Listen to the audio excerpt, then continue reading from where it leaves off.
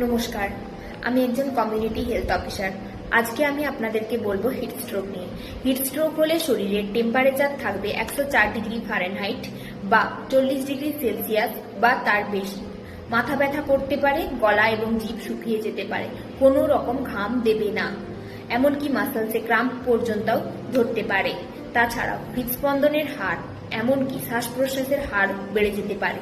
কিভাবে প্রতিরোধ করবেন? শরীর হাইড্রেট রাখতে হবে, গরমে হালকা সুতির ঢিলে ঢালা পোশাক পরতে হবে এবং বাইরে বেরোনো বেশি যাবে না।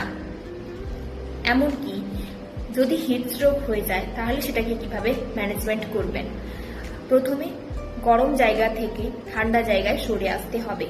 তারপর পুরো শরীরটাকে ঠান্ডা করতে হবে, অর্থাৎ কোনো ভিজে গামছা বা ভিজে তোয়ালা দিয়ে পুরো গাটাকে মুছে নিতে হবে এবং হাইড্রেট করতে হবে শরীরটাকে, অর্থাৎ জল খেতে হবে। যদি এমার্জেন্সি কোনো সিচুয়েশন হয়ে থাকে তাহলে সেক্ষেত্রে অ্যাম্বুলেন্সে কল করে যত তাড়াতাড়ি সম্ভব হসপিটালে নিয়ে যেতে হবে ব্যক্তিটিকে। যদি ভালো লেগে থাকে অবশ্যই একটি কমেন্ট করবেন। ধন্যবাদ সবাইকে। ভালো থাকবেন, সুস্থ থাকবেন।